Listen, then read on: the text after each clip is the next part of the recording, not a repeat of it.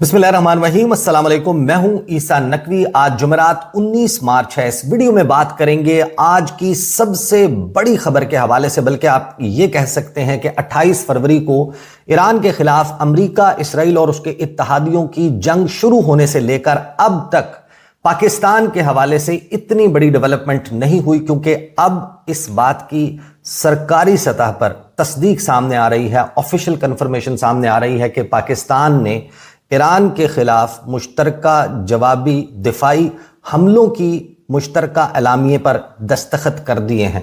इसके नताइज क्या होंगे? पाकिस्तान इस सारी सिचुएशन में किस हद तक किरदार अदा करेगा?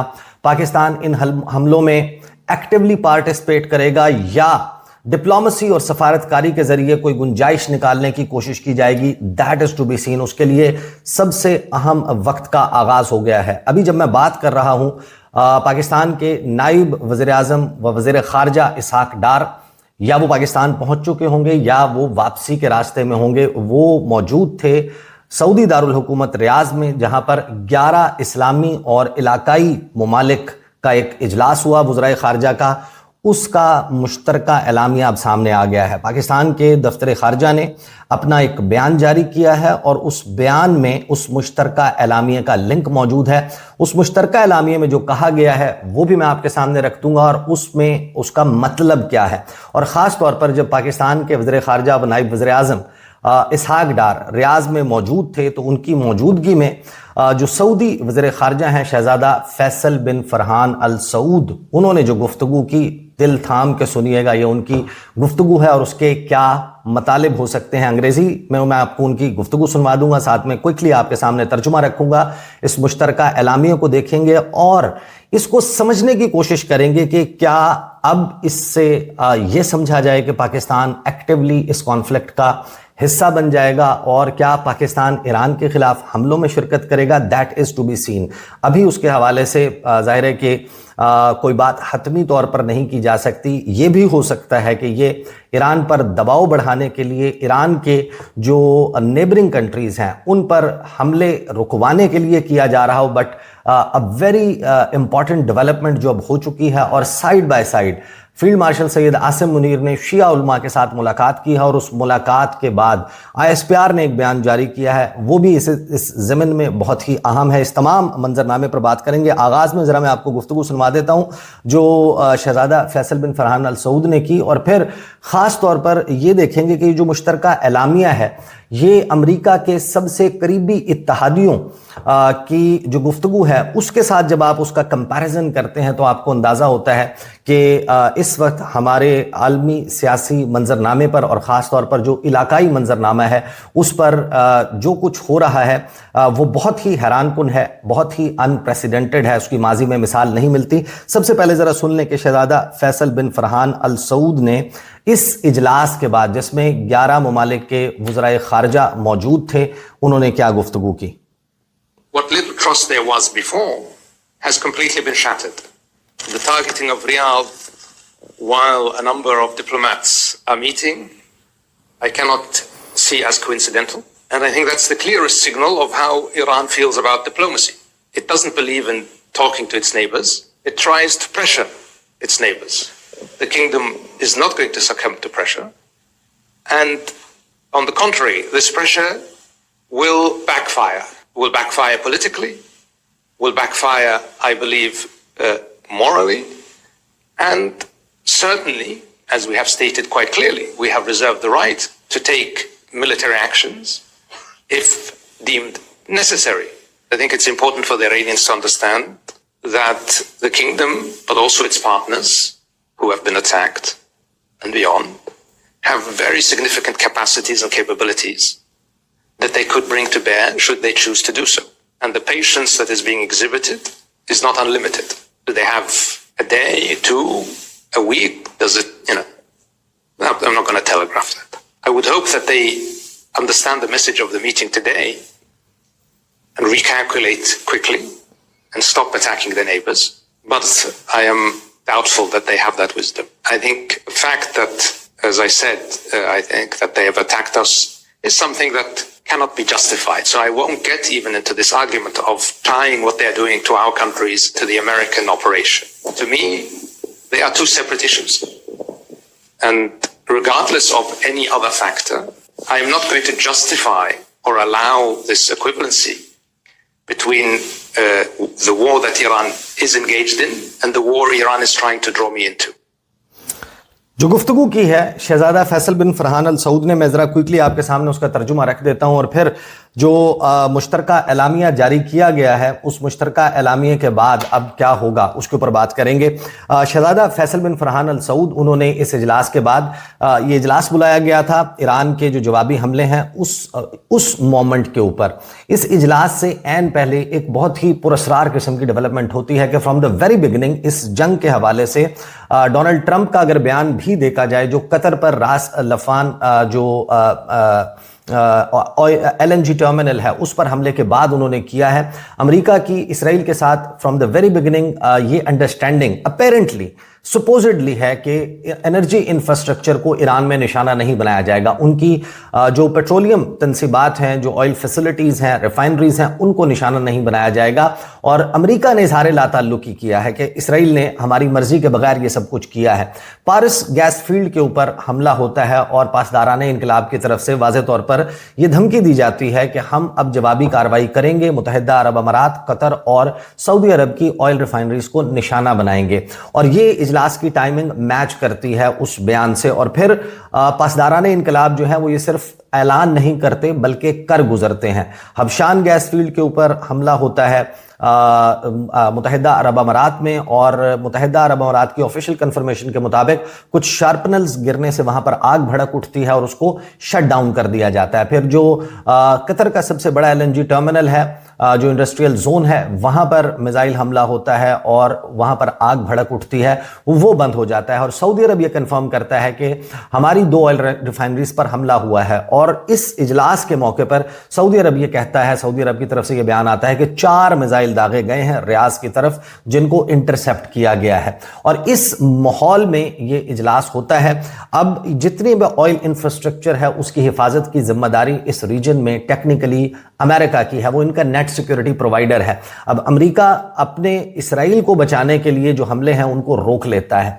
थार्ड जो है उसके इंटरसेप्टर्स या उसके रडार्स तबाह हो जाने के बाद साउथ कोरिया से जिसको मुंतकिल किया जा रहा है उसको भी उन इत्तहादियों को बचाने के लिए नहीं किया जा रहा जो इस रीजन में उसके मौजूद है, बल्कि इसराइल को सेफ गार्ड करने के लिए वहां पर मुंतकिल कर रहा है। तो एक सवाल जेन्युइनली ये मौजूद है कि क्या अमेरिका बहुत दिलचस्पी नहीं रखता और चाहता है कि ईरान के जवाबी हमले इन इलाकों में कामयाब हों ताकि इन ममालिक को किसी तरीके से इस कॉन्फ्लिक्ट में एंगेज किया जाए। बहरहाल ये एक सेपरेट डिबेट है।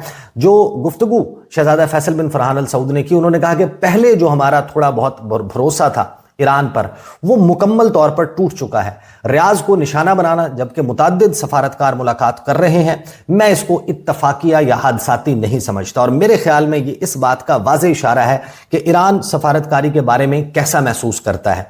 ये अपने पड़ोसियों से बात करने में यकीन नहीं रखता, ये अपने पड़ोसियों पर दबाव डालने की कोशिश करता है। हमारी बादशाहत दबाव के सामने झुकने वाली नहीं है और उसके बरक्स ये दबाव सियासी तौर पर बैकफायर करेगा, इखलाकी तौर पर बैकफायर करेगा। मुझे यकीन है कि और यकीनी तौर पर, जैसा कि हमने वाज़ेह तौर पर कहा है, हमने ज़रूरत पड़ने पर फौजी कार्रवाई करने का हक महफूज रखा है। मैं समझता हूं कि ईरानियों के लिए यह समझना ज़रूरी है कि मुमलिकत यानी किंगडम ऑफ सऊदी अरेबिया, बल्कि इसके शराकतदार जिन पर यानी इसके वो पार्टनर्स जिन पर हमला किया गया है और दीगर पार्टनर्स भी, यानी एंड बियॉन्ड का लफ्ज इस्तेमाल किया, इसमें जाहिर है कि फिर वो पाकिस्तान को इंक्लूड करके बात करें और फिर आगे ये वाज़ेह हो जाता है जब मुश्तरका एलामिया सामने आता है। और दीगर पार्टनर्स भी बहुत अहम जंगी सलाहियतों के हामिल हैं जिन्हें ईरानी बर्दाश्त नहीं कर सकते अगर वो हमारे यानी कि हमारे पार्टनर्स ऐसा करने का इंतखाब करते हैं। और जिस सब्र का मुजाहिरा किया जा रहा है, हमारी तरफ से जो पेशेंस दिखाई जा रही है वो लामहदूद नहीं है। क्या उनके पास 1 दिन, 2 दिन या 1 हफ्ते का वक्त है? मैं इसको टेलीग्राफ नहीं करने जा रहा, यानी मैं ये नहीं कह रहा कि ये 1 दिन या 2 दिन या 1 हफ्ते में हम ये हमले शुरू कर देंगे। इस हवाले से टाइमलाइन उनकी तरफ से नहीं दी गई, बल्कि इसमें वार्निंग दी गई। उन्होंने कहा कि मैं उम्मीद करूंगा کہ ایرانی آج کی میٹنگ کے پیغام کو سمجھیں گے اور جلد از جلد دوبارہ حساب کتاب کریں گے، کیلکولیشن کریں گے اور اپنے پڑوسیوں پر حملے کرنا بند کر دیں گے.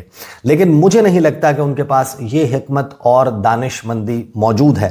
میرے خیال میں حقیقت یہ ہے کہ جیسا کہ میں نے کہا، میں سمجھتا ہوں کہ انہوں نے ہم پر حملہ کیا ہے جس کا کوئی جواز پیش نہیں کیا جا سکتا. لہٰذا میں اس بحث میں بھی نہیں پڑوں گا کہ وہ ہمارے ممالک کے ساتھ جو کچھ کر رہے ہیں اسے امریکی آپریشن سے جوڑیں گے. میرے نزدیک وہ دو الگ الگ مسائل ہیں، ان دونوں کو جوڑا نہیں جا سکتا. اب سب سے حیران کن بات جو ہوئی ہے کہ یہ جو مشترکہ اعلامیہ میں آپ کے سامنے رکھنے جا رہا ہوں، اس مشترکہ اعلامیے میں ایران پر امریکہ اور اسرائیل کے حملوں کی مذمت موجود نہیں ہے. اس میں ایران کے خلاف جو جارحیت ہے، سپریم لیڈر سید علی خامنائی کی اسیسینیشن، ان کی شہادت ہے، یا ایران میں جو معصوم بچیوں کے اسکول کے اوپر حملہ ہے، اس میں کسی چیز کی مذمت موجود نہیں ہے. اس کو انٹرنیشنل لا کی خلاف ورزی قرار نہیں دیا گیا، اس کو روکنے کا مطالبہ نہیں کیا گیا، بلکہ ایران کے جو جوابی حملے ہیں ان کا رخ اپنی طرف ہونے کی مذمت کی گئی ہے. اب یہ ایک ایسی جنگ ہے جس میں یہ ایک لارجر کوسچن ہمارے سامنے آ چکا ہے کہ امریکہ کے جو سب سے قریبی اتحادی ہیں، اسپین کی بات کر لیں آپ، فرانس کی بات کریں، جرمنی کی بات کریں، برطانیہ کی بات کریں، کینیڈا کی بات کریں، آسٹریلیا کی بات کریں، جاپان کی بات کریں، وہ ممالک امریکہ کی اس جنگ کا حصہ نہیں بن رہے. وہ امریکہ کی، ڈونلڈ ٹرمپ کی دہائیاں کہ آپ آ کر ہمارے ساتھ آبنائے ہرمز کا قبضہ چھڑوائیں، اس پر ان کا ساتھ نہیں دے رہے. وہ امریکہ کی اس جنگ کو قانون کے مطابق قرار نہیں دے رہے، جبکہ یہ مسلم ممالک، نیبرنگ کنٹریز، ان کا مشترکہ اعلامیہ، اس میں بھی امریکہ کو حیران کن طور پر کال آؤٹ نہیں کیا گیا، نہ ہی اسرائیل کے حوالے سے کوئی مذمت کی گئی کہ آپ کے جو حملے ہیں یہ ناجائز ہیں، یہ غیر قانونی ہیں، اور ہماری جو ریجن ہے اس کو جنگ میں دھکیلنے والا دراصل کون ہے جس نے اس جنگ کا آغاز کیا. بلکہ جو فوکس ہے وہ ایران کی طرف ہے. کیا بیان جاری کیا گیا پاکستان کے دفتر خارجہ، اور پھر میں آپ کے سامنے وہ بھی رکھوں گا جو اسحاق ڈار نے اپنی ٹویٹر کے اوپر کچھ چیزیں لکھی ہیں، اور اس میں ظاہر ہے کہ پاکستان بڑا ہاف ہارٹیڈلی نظر آتا ہے. نہیں لگتا کہ پاکستان اس جنگ میں جو ہے وہ ایکٹیولی حملوں کی صورت میں پارٹیسپیٹ کرے گا. پاکستان اپنے گڈ ڈپلومیٹک آفیسز کو استعمال کرنا چاہتا ہے. بیان سے کم از کم یہی لگتا ہے کہ پاکستان کسی صورت یہ نہیں چاہتا کہ اس میں ایران کے خلاف کوئی جوابی دفاعی حملوں کا آغاز ہو جائے، بلکہ معاملہ سفارتکاری کے ذریعے حل ہو جائے. لیکن مشترکہ اعلامیے میں پاکستان نے دستخط کیے ہیں، جو مشترکہ اعلامیہ آرٹیکل 51 کی بات کرتا ہے.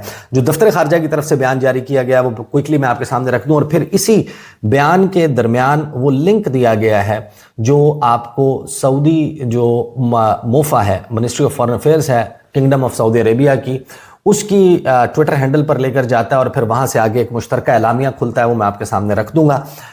پاکستان کا دفتر خارجہ بیان جاری کرتا ہے کہ جو وزٹ ہے ڈپٹی پرائم منسٹر اور فارن منسٹر اسحاق ڈار کا، جس میں انہوں نے منسٹریل میٹنگ عرب اور اسلامک ممالک کی اٹینڈ کی.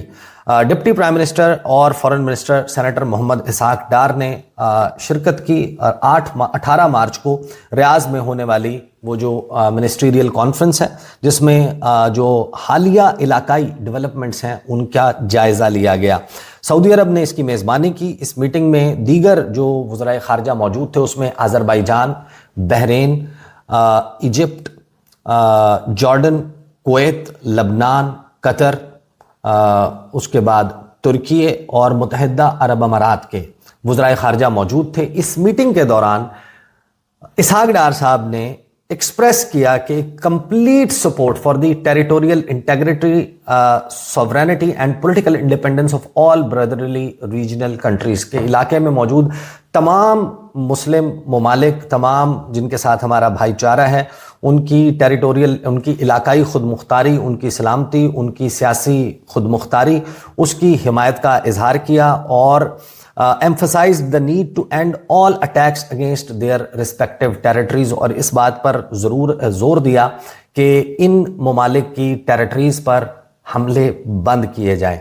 Underscoring the importance of preserving the unity of Muslim Ummah، جو وزیر خارجہ ہیں انہوں نے ایک جلد اختتام کے اوپر زور دیا کہ یہ ڈائلاگ کے ذریعے اور ڈپلومیسی کے ذریعے یہ معاملہ حل ہو جانا چاہیے۔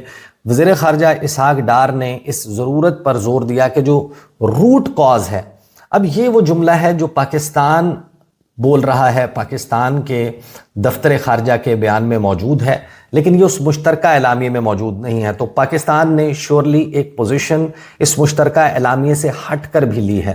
تو یہ بڑی امپورٹنٹ ہے اس کو سمجھنا کہ پاکستان کا دفتر خارجہ یہ کہتا ہے کہ اسحاق ڈار صاحب نے یہ کہا کہ جو اس تمام کرائسس کی، بحران کی جڑ ہے، جس نے اس پورے علاقے کو اپنی لپیٹ میں لیا ہوا ہے، اور اس کو کنڈیم کیا اسٹرانگسٹ پاسبل ٹرمز میں، جس میں اسرائیل کا کنٹینیوڈ اگریشن اینڈ پرووکیشنز ہیں اگینسٹ ریجنل کنٹریز۔ ظاہر ہے کہ اس میں لبنان اور ایران شامل ہیں جہاں پر اسرائیل کی طرف سے حملے کیے جا رہے ہیں، لیکن پاکستان نے بھی یہ پوزیشن امریکہ کے حوالے سے نہیں لی بلکہ اسرائیل کے حوالے سے لیا، حالانکہ یہ جو جنگ ہے یہ مشترکہ طور پر امریکہ اور اسرائیل نے امپوز کی ہے۔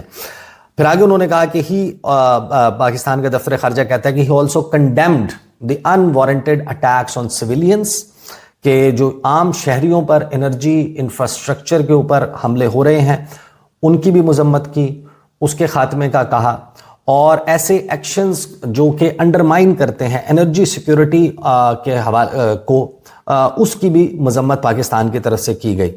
پاکستان کے وزیر خارجہ نے جو پاکستان کے آن گوئنگ ڈپلومیٹک ایفرٹس ہیں اس کانفلکٹ کو ریزالو کرنے کے لیے، جو پاکستان اپنی سفارتی کوششیں کر رہے ہیں، اس سے اس پورے اجلاس کو آگاہ کیا اور یہ کہا کہ پاکستان چاہتا ہے کہ وہ اس سارے معاملے میں تعمیری کردار جاری رکھے، اور اس میٹنگ کے بعد ایک مشترکہ اعلامیہ جاری کیا گیا جس کا لنک جو ہے وہ اس بیان کے اندر موجود ہے۔ پھر جب ہم اس کو کھولتے ہیں تو وہ بیان میں میرے سامنے مشترکہ اعلامیہ بہت زیادہ طویل نہیں ہے، وہ میں آپ کے سامنے کوئکلی رکھ دیتا ہوں، اور اس کا مطلب یہ ہے کہ جو دفاعی حملے ہیں ایران کے خلاف، دفاعی حملوں کے حوالے سے پاکستان نے اس مشترکہ اعلامیے سے اتفاق کر لیا ہے۔ ظاہر ہے جبھی یہ یہاں پر موجود ہے۔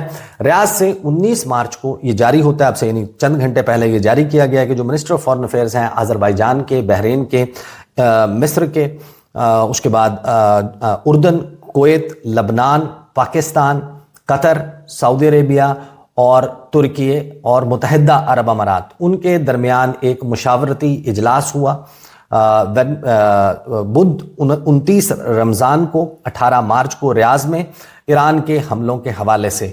ان منسٹرز نے ڈسکس کیا ایرانی حملوں کو، گلف کوآپریشن کونسل کی جو ممالک ہیں ان پر، اس کے علاوہ جارڈن، آذربائیجان اور ترکی پر ہونے والے حملوں کو، اور اس امر کا اظہار کیا کہ ہم بھرپور طریقے سے مذمت کرتے ہیں کہ ایران کے جان بوجھ کر کیے گئے یہ جو بیلسٹک میزائل حملے ہیں اور ڈرون حملے ہیں، جس میں شہری علاقوں کو، رہائشی علاقوں کو، شہری انفراسٹرکچر کو، آئل فیسلٹیز کو، پانی کو پینے کے قابل بنانے والے ڈیسیلینیشن پلانٹس کو، ایئرپورٹس کو، رہائشی عمارتوں کو اور سفارتی پریمیسز کو نشانہ بنایا جا رہا ہے۔ ان منسٹرز نے فردر افرم کیا کہ یہ جو اٹیکس ہیں ان کو کسی بھی پریٹیکسٹ میں، کسی بھی سیاق و سباق میں جسٹیفائی نہیں کیا جا سکتا، یعنی جو ایران کہہ رہا ہے کہ کیونکہ امریکہ ان ممالک میں موجود اڈوں سے پرواز کر کے ہمارے اوپر حملے کر رہا ہے، لہٰذا یہ ہمارے لیے لیجٹیمیٹ ٹارگٹ ہیں، تو اس کو انہوں نے ڈینائی کیا۔ انہوں نے کہا کہ ہم اس سیاق و سباق کو نہیں مانتے کہ آپ اس بنیاد کے اوپر یہاں پر حملے کر رہے ہیں، کیونکہ ہماری طرف سے امریکی افواج یا امریکی فوجی یا امریکی آپریٹیوز یا امریکی ایجنٹس یا امریکی سپائی نیٹ ورک یا امریکی ریڈارز یا امریکی ایکوپمنٹ استعمال ہو رہا ہے ایران پر حملوں کے لیے۔ تو یہ انہوں نے کہا کہ کوئی دلیل نہیں ہے کہ آپ ہمارے اوپر جوابی حملے کریں۔ پھر آگے کہا کہ the ministers also stressed the right of states to defend themselves in accordance with Article 51 of the United Nations Charter، کہ ان منسٹرز نے زور دیا کہ ان کے پاس جو حق دفاع ہے وہ موجود ہے اقوام متحدہ کے آرٹیکل 51 کے تحت۔ اب آرٹیکل 51 آپ لوگ جا کر اس کو سرچ کریں گوگل میں، آپ کو پتہ چل جائے گا کہ اس میں جوابی حملے جو ہیں اس کی اجازت اور مشترکہ جوابی حملوں کی اجازت بھی موجود ہے، لیکن پھر ظاہر ہے کہ ایک پوائنٹ آتا ہے کہ جس میں پروپورشن کی بات کی جاتی ہے کہ جوابی حملہ جو ہے وہ اسی حساب سے ہونا چاہیے جس شدت سے آپ پر حملہ ہوا ہے، اور اس میں ایک موقع آتا ہے کہ جہاں پر اقوام متحدہ سلامتی کونسل کا کردار بھی شامل ہو جاتا ہے۔